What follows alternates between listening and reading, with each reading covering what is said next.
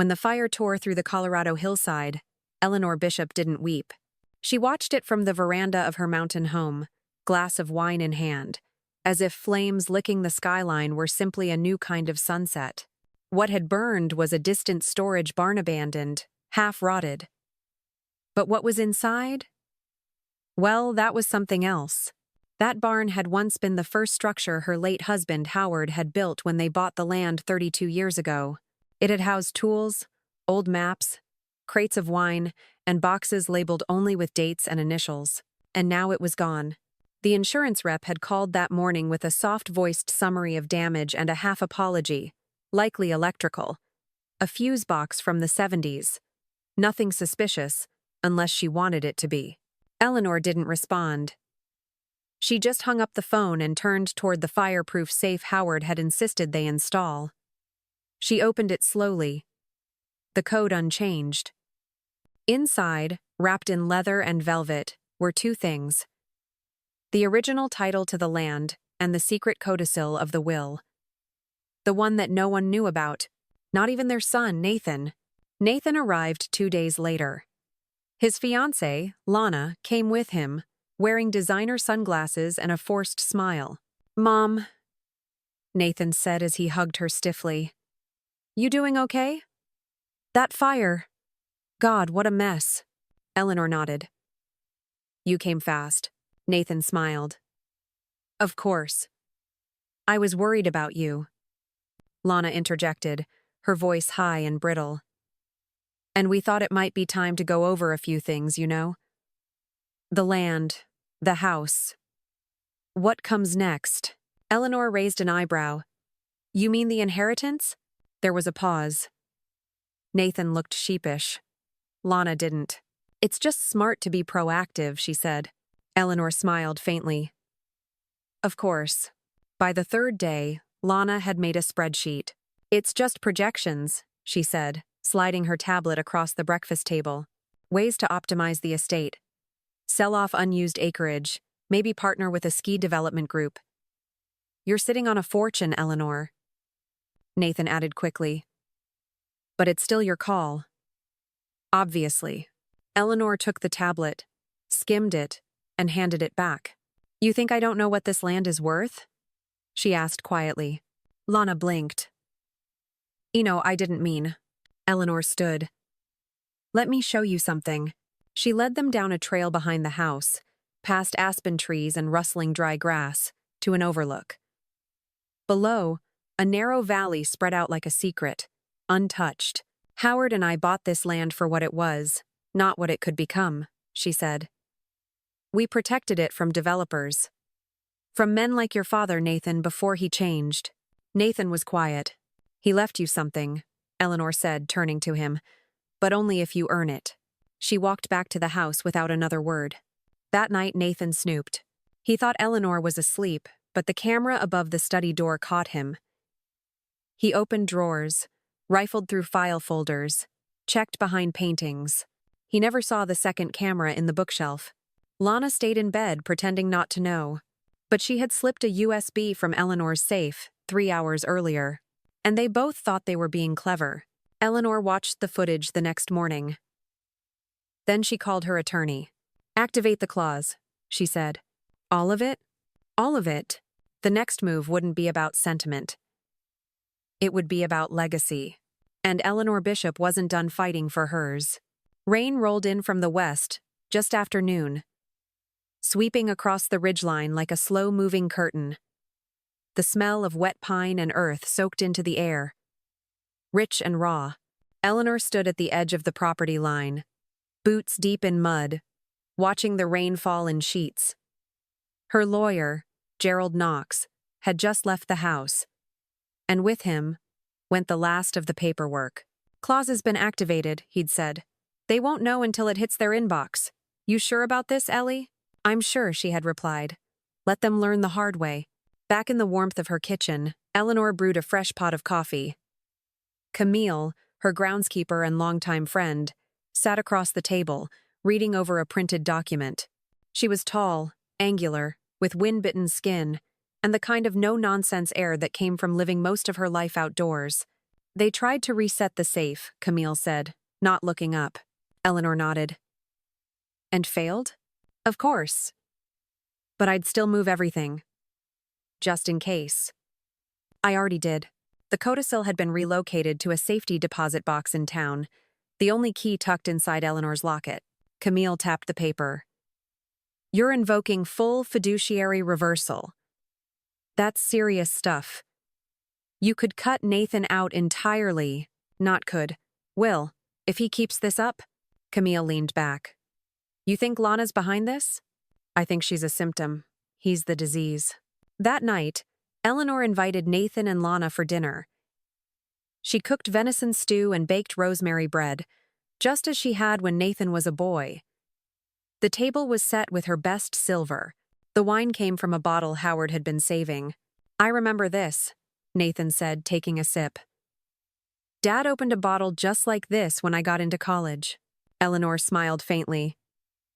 Yes, he cried. Lana shifted in her seat, uneasy with the sentiment. Over dessert, Eleanor set down her fork. I know what you did, she said plainly.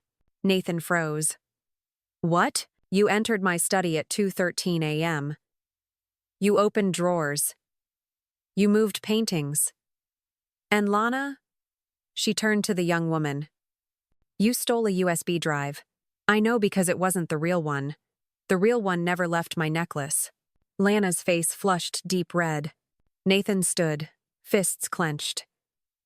You were spying on us? You were trespassing in your own mother's house. He paced away from the table. This is insane. You can't accuse us of theft just because you're paranoid. I'm not accusing, Eleanor said. I'm stating facts, and those facts are now documented. Security footage, file access logs. I had the system upgraded last month. Motion tracking, facial recognition, everything. Lana rose to her feet. We were just curious. And now you're exposed.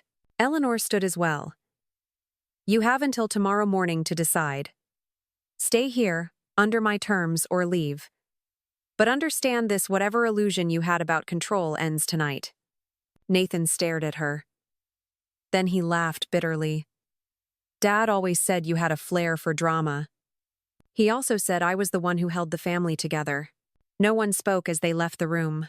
At 3:27 a.m., Eleanor heard a car engine. From the upstairs window, she watched the taillights of Nathan's SUV vanish down the winding road. They hadn't even said goodbye, but she hadn't expected them to. In the morning, she went into the study, unlocked the hidden drawer beneath the writing desk, and pulled out a manila envelope. Inside was the next phase of her plan, and she was ready. By dawn, the mountains were blanketed in low-hanging fog, the kind of mist that swallowed voices and made the world feel smaller.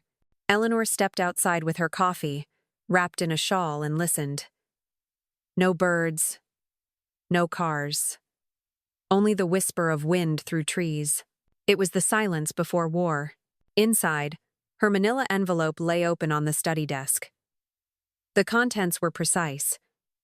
A notarized revision of Howard's will, reassigning all assets into a trust controlled solely by Eleanor. Nathan's share would now be contingent upon passing a detailed ethical review conducted by a third party of Eleanor's choosing. The clause had been dormant for years. Howard, in one of his rare flashes of paranoia, had it written after a falling out with his own brother. Eleanor had thought it excessive back then. Now she saw it as prophecy. By mid-morning, Eleanor made her way into town, flanked by Camille in the driver's seat. The bank sat on the corner of Main and Pearson, a red brick structure with black-trimmed windows and flower boxes beneath each pane. Let me do the talking, Eleanor said. Camille nodded. Inside, the vault officer, a stout, well-groomed man named Howard Jr., no relation, greeted them with a polite smile. I have a new storage request, Eleanor said, handing him a slim file. Priority confidentiality. No digital cataloging. He reviewed it. His brows rose slightly. But he nodded. Of course, Miss Bishop. Will be done by this afternoon. As they left, Camille asked, What was that? Everything Nathan might still try to find. Paper copies of the Vineyard's title, property deeds, Howard's journals, land tax receipts, even the floor plans. All originals, all sealed. And the backup? Already scanned and uploaded to a private server in Zurich. Camille gave a low whistle. Remind me never to cross you. Eleanor didn't smile. Remind Nathan. Back at the house, Eleanor's phone buzzed. A message from an unknown number. We're not finished. You'll hear from my lawyer. N. She stared at it for a long moment, then forwarded the message to Gerald Knox with a single word. Prepare. 2 days passed. Nathan didn't return, but his presence loomed in every corner. A legal notice arrived by courier signed by a Denver-based estate attorney named Mitchell Gray. The tone was sharp. Accusations of undue manipulation, mental instability, and coercion by Eleanor over her late husband's estate. Camille found her reading the letter on the veranda. Expression unreadable. He's going nuclear, Camille said. He's bluffing, Eleanor replied. Mitchell Gray is known for noise, not results. What's your move? Eleanor folded the letter slowly. I give them exactly what they think they want. That evening, Eleanor sent an email to Nathan. Let's meet. One time, one place. No lawyers, no cameras, just you and me. He responded within an hour. Fine. Midnight. The cabin. The cabin. Of course.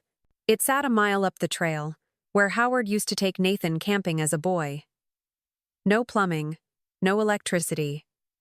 Just a wood stove, a cot, and a fireplace with a mantel cluttered with dusty photographs. At 11:40 p.m., Eleanor, dressed in hiking boots and a canvas coat, slid a steel thermos of coffee into her bag and started the walk. Camille offered to follow. Eleanor refused. If he means harm, she said, then this ends tonight. The trail was dark. Fog moved like slow breath through the trees. Coyotes called in the distance, their howls echoing through the mountainside. She reached the cabin at exactly midnight. Nathan was already inside, pacing. I thought you might flake, he said. I said I'd come. He stared at her, hands stuffed in his jacket pockets. I'm not after your money, Mom. It's not about that. It's not? He hesitated. Okay, it's partly about that. But mostly, I just don't think you're thinking clearly. She leaned against the doorframe. Try me. You're isolating, hoarding land, letting your paranoia drive decisions. I'm your only child, and you've built walls around a future that could be shared. Interesting, Eleanor said. Because from where I stand, it seems you tried to break in, steal files, then ran to a litigator when caught. Nathan flushed. That was Lana's idea. She's not here now. Number because I asked her not to be. Eleanor tilted her head. Are you trying to salvage this? I don't know, he admitted. I just didn't think you'd fight back like this. She stepped closer. Then you didn't know me at all. There was silence between them, heavy and humid. I loved Dad, Nathan said finally, and I loved this place, but I also hated it. You were always so in control, like nothing could crack you. And now? You still are. She looked past him to the photograph on the mantel of Nathan at age 10, holding a trout as long as his arm. Howard's hand rested on his shoulder. You're not a boy anymore, she said. You don't get to fail upward into a legacy you didn't protect. Nathan said nothing. Eleanor placed a file on the table. This is a revised offer, a stewardship clause. You want part of this estate? Earn it. With years of service, not demands. No shortcuts. He opened the file. Read. Looked up. You're serious? I never joke about land or family. He exhaled. I'll think about it. Do more than think. Decide. She turned and walked out into the night. The next morning, Nathan was gone. But the file was also gone. Eleanor sat on the porch with Camille, watching fog lift off the trees. What do you think? Camille asked. I think I just handed him a final chance. And if he doesn't take it? Eleanor sipped her coffee. Then I build something new with people who deserve it. A week passed. No word from Nathan. The air grew colder in the hills above Timberline County. Autumn bled into winter early that year, coating the ground in frost and turning the vineyards green into rust. The vines, stripped of fruit, looked like twisted skeletons waiting for resurrection. Eleanor worked in the fields alongside the seasonal crew. She pruned. She hauled brush. She walked the rows Howard used to name by memory. She didn't talk about Nathan. Camille handled the business calls. The press had started sniffing. Tipped off by a legal leak, probably Mitchell Gray. A tabloid ran a piece titled, "Son Sues Matriarch Over Multi-Million-Dollar Estate." Eleanor read it in the grocery line, bought the paper, and used it to start a fire that night. 3 days later, Nathan returned. He didn't come up the drive. He didn't knock. He showed up in the vineyard, just after sunrise, where Eleanor was tying back the deadwood of a southern slope. He wore jeans and boots. No coat. No Lana. "Morning," he said, awkward. Eleanor didn't stop working. "You're late." "I know. Read the clause?" "All of it. And I'll do it." She turned to face him. "Not just for the money?" "No," he said. "I need to fix things. I thought about what you said, about earning this, about Dad." She watched him. There was dirt under his nails. His hands were cracked. And for the first time in years, his voice didn't sound performative. "Then you'll start with Block 7, the slope closest to the highway. Needs clearing. And after that, we'll talk about winter maintenance." He nodded. Eleanor handed him a pair of shears and walked away. Over the next month, Nathan worked. Not well, not quickly, but steadily. He learned to operate the machinery. He ate lunch with the crew. He stopped checking his phone every 10 minutes. Camille remained skeptical. "It could be a long con," she said. "I'm aware," Eleanor replied. "He might be playing you. Or he might be learning something." "Like what?" "That not everything worth having comes with shortcuts." December brought snow. Light at first, then heavier storms that shuttered roads and forced the town to close school for a week. The vineyard hibernated under white. Eleanor shifted to office work, accounting, inventory. Nathan assisted, learning the numbers behind the vines. He asked questions. Evan took notes.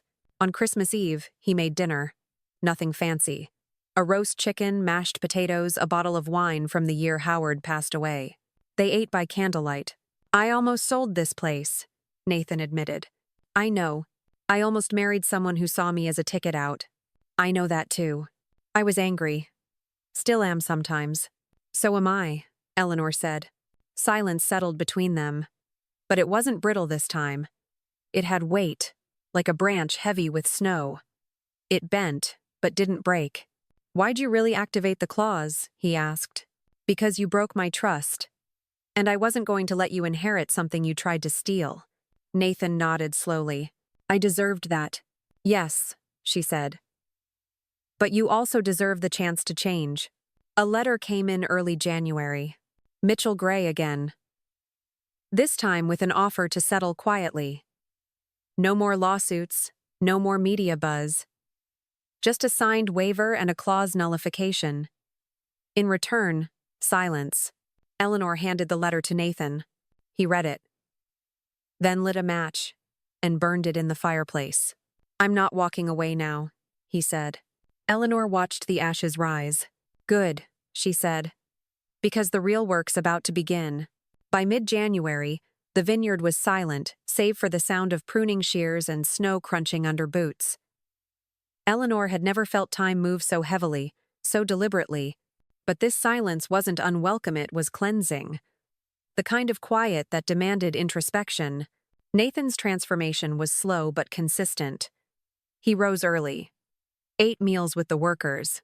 He even joined Eleanor for Sunday bookkeeping, asking questions not just about the winery's finances, but about Howard. What did he fear most? Nathan asked one afternoon. Eleanor looked up from the ledger. Squandering. Nathan frowned. Of the land? Of opportunity. Of family. Of purpose. He nodded and jotted the word in the margin of a notebook. In February, they hosted their first distributor in months. The deal had been scheduled long before the fire, but Eleanor had nearly canceled after the legal threats. Now, she was glad she hadn't.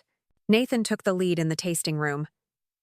His hands shook slightly, but his voice was steady as he introduced each bottle, its blend, the soil it came from, and the year.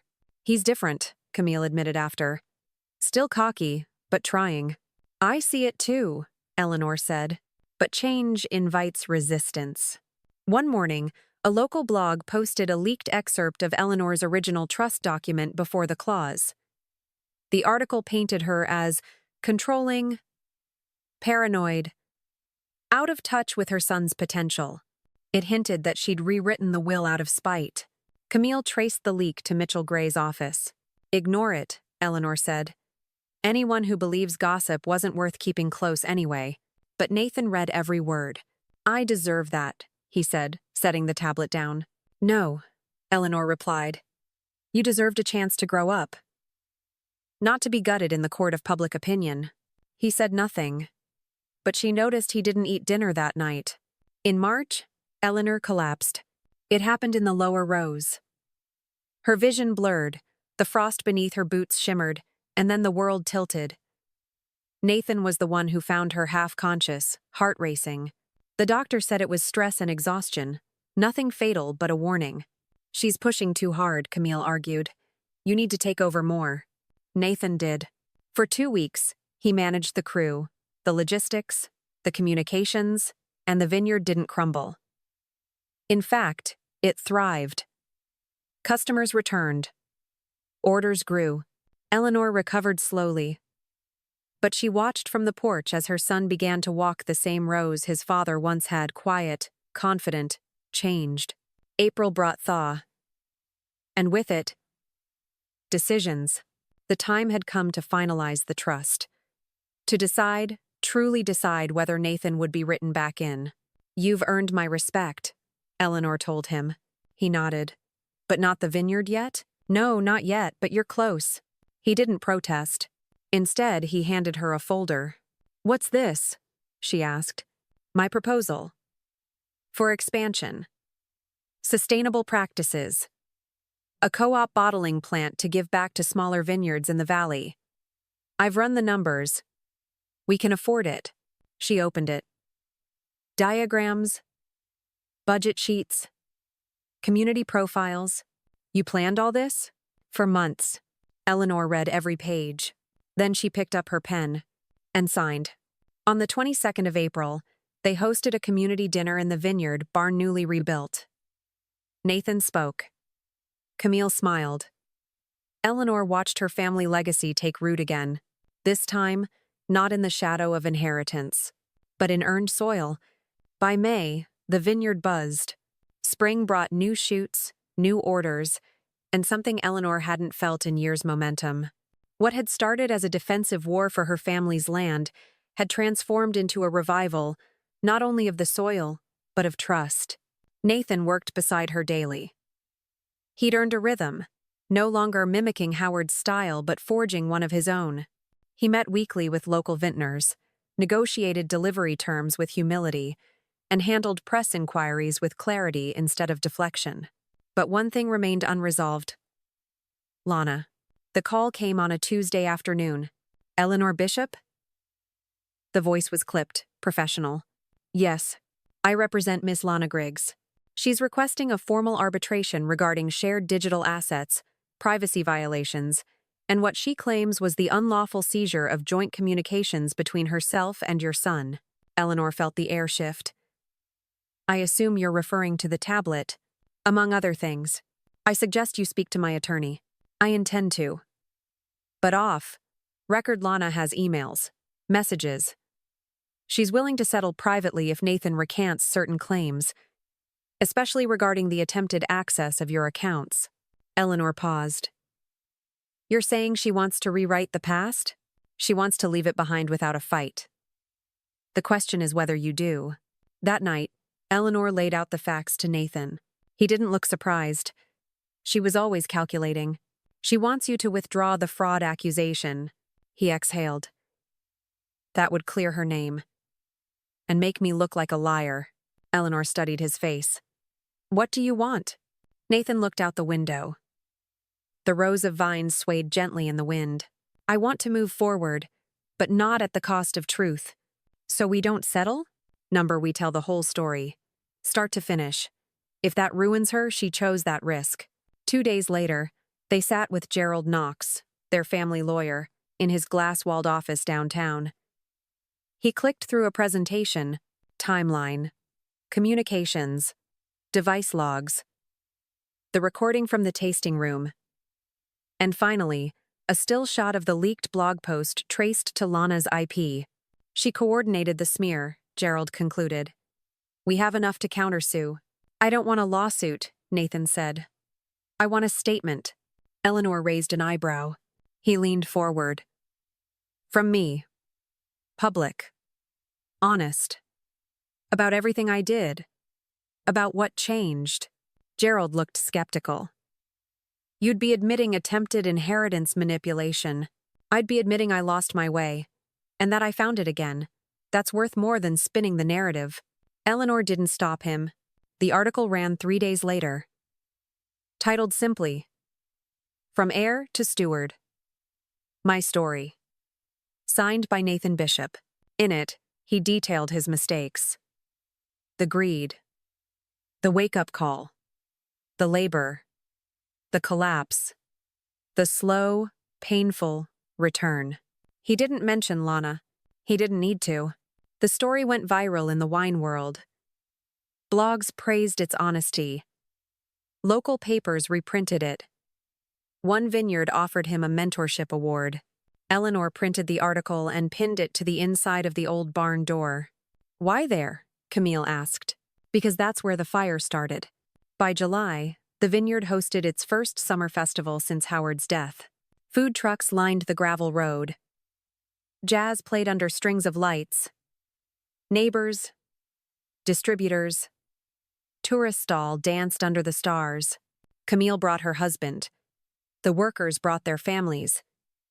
And Nathan brought nothing but himself. At the end of the night, he stood on the platform beside Eleanor. She raised a glass. To second chances, she said. 2 honest ones, Nathan added. The crowd cheered. Later that night, they walked the southern rows. Just the 2 of them. This land is still yours, Nathan said. Even if my name's on it one day. It's ours, Eleanor corrected. But it only stays that way if you keep earning it. I will. She looked up at the stars. Howard would have loved this night. But more than that, she thought. He would have loved the man Nathan was becoming.